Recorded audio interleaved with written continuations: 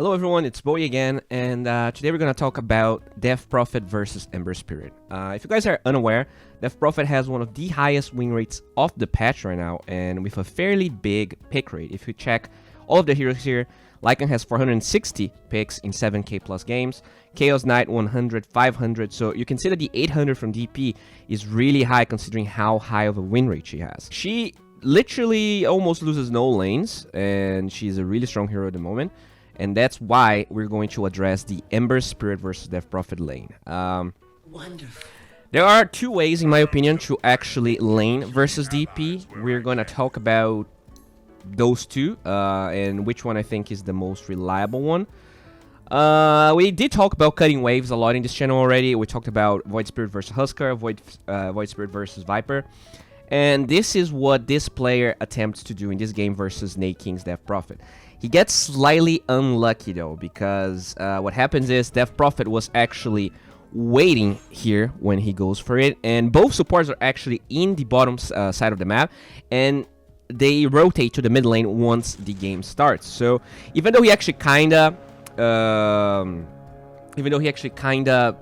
cuts the wave, and when he dies and gives first blood away, when he comes back he has two waves under his tower, but he loses the range creep. Overall, he ends up just losing a lot from this. And honestly, I don't feel like this is a bad idea if you're playing up to 6k games, because it is very rare that this that you're gonna see right now happens. It is very rare that both supports are waiting for you, and that not only you die, but you TP back to the tower before, after the range creep dies, which means like you lose the first wave. It's awful. This is awful. But it is a possibility, and we have videos about this already. You can check our Void Spirit video talking about this. I don't think I have to explain. Usually any hero that feels... usually melee heroes are the heroes that can actually cut waves like this, and melee heroes that have decent wave clear. Ember, definitely one of them because of his Flame Guard. But I actually want to focus on something different. So there you go. This is a replay from our big friend Supreme. He's playing versus Magical, Navi's mid laner. Supreme also pretty known player, really good, rank 80 or something. And in this game, he actually attempts to just lane versus the Death Prophet instead of trying to cut the wave. And there's a couple of things that he does in this replay specifically that I feel like really helps his chances of being able to lane versus Death Prophet. First of all, what you have to understand about Flame Guard is that while it protects you for more damage than the Cryptstorm at level 1, Cryptstorm deals 75 damage, whereas Flame Guard can tank up to 80, meaning you could learn Flame Guard here and actually try to force the range creep, make sure you get it. You do have pretty decent attack animation and damage. You can get this, but you will take, not only the DP will take almost no damage because she can learn Spirit Siphon and slowly wear you down.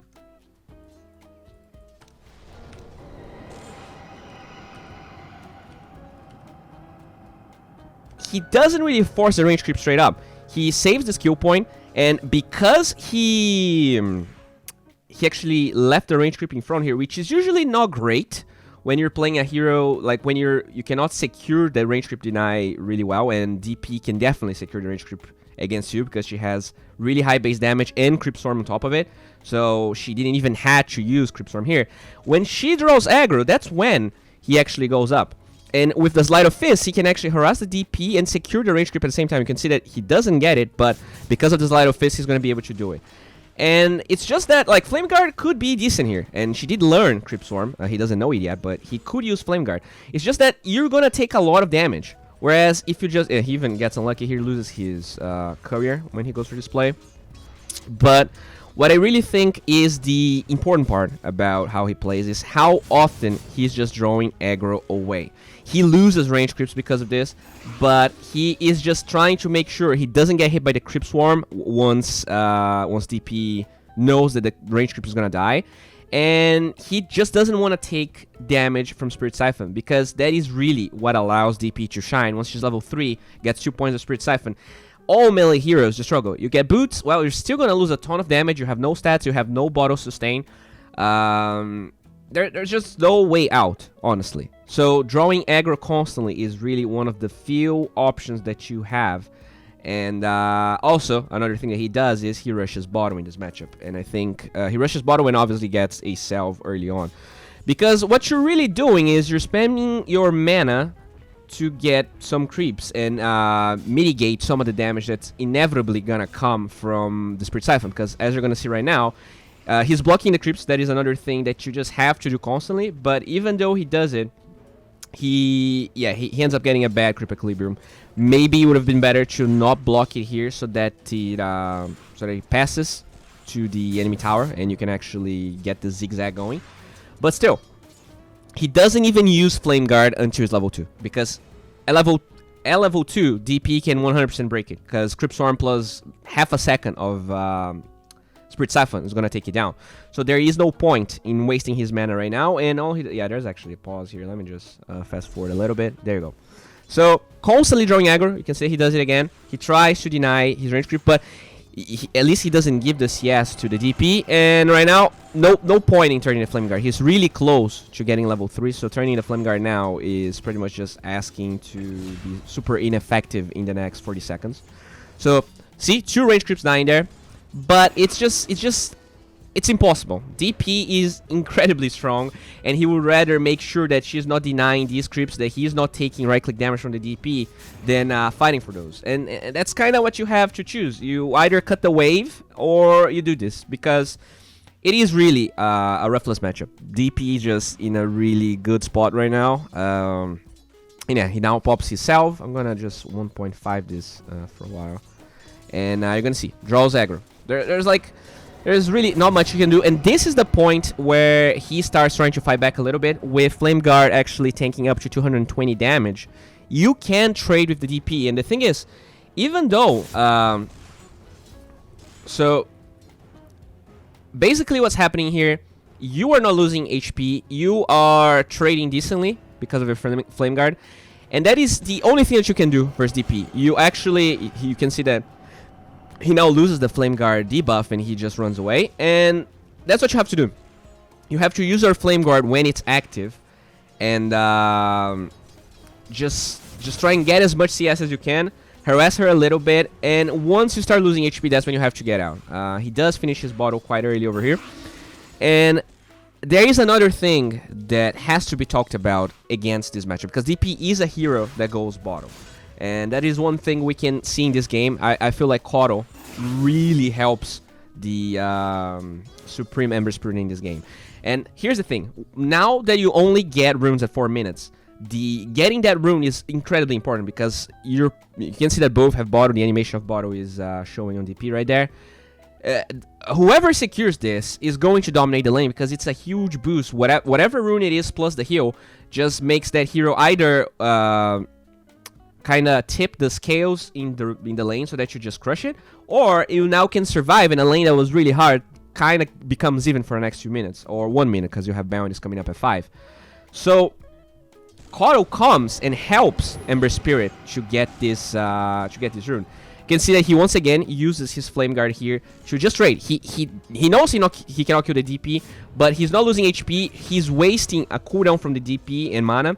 And he gets another salve so he can contest the rune. That's really important. You really want to be able to contest the rune when DP has bottle as well. And I think this is one mistake from the last replay that I showed. I didn't want to waste time with that replay, but the Ember in that game goes for the 2 points in Sleight of Fist, 2 points in Flame Guard, because you definitely need a second point of Flame Guard in this lane.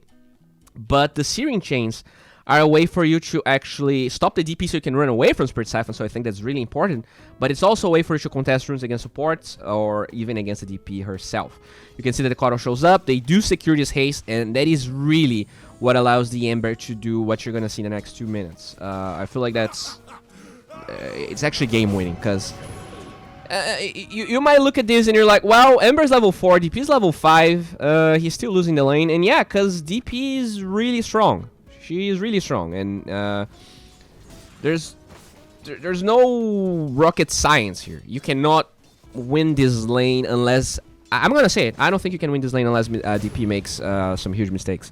And because you can see that he even gets the 3rd point of Flame Guard here. I've seen some players go for it. It really depends on how you feel you can rotate, but usually like if you don't have 3 points of Sleight of Fist at level 6, you're overall sometimes better just getting Flame Guard, because it allows you to farm and get back a little bit in XP, which you're definitely struggling. So you can see that because he had all of that mana from the haste, he can contest the bounty, and he even kills the DP here. If we go back, there's actually a kind of a pretty cute play he does. Yeah, so there you go. The first of all, he stops the Grimstroke getting the rune because of the chains. I feel like chains is super important. That's the second time we see it being really relevant. But as he chases the Grimstroke here, he doesn't have boots, so this is not an easy kill by any means. But he runs away just a little bit, so Grimstroke's like, all right, I'm gonna right-click him once, and that buys enough time for the Rubik to get in range here. And they kill the Grimstroke, they bait the DP. She gets level 6, but she doesn't want Exorcism at such a low HP level, and it ends up being another kill. And he only gets this kill because he got the 3rd point of Flame Guard, so he tanks a ton of Spirit Siphon damage. He doesn't lose any HP, and now he has the lane for himself. And once DP respawns, they are pretty much at the same experience threshold, which ends up being an even lane, which is more than you wish for when you're playing versus Death Prophet. So you can cut waves, and I think it works pretty decently in most of the brackets. But that first Ember we saw got really unlucky, and I mean, as you get to 6-7k, you're definitely going to see more players already reading the matchup and figuring out what are the ways that the Ember can actually play. Actually, really greedy play that he goes for here, but because of the Kato, he survives. So Kato MVP right there. And that's really what I wanted to talk about. Guys, I've been getting a lot of messages about the coaching on Twitter. I am not really coaching a ton, but I am getting to each one of you. So you're really interested, make sure to drop a Twitter DM. I will give you the rates on how much it costs and everything. If you want to get better at Dota, want to interact with people that play Dota and are usually cool, we have a very amazing Discord community that you can check out in the description.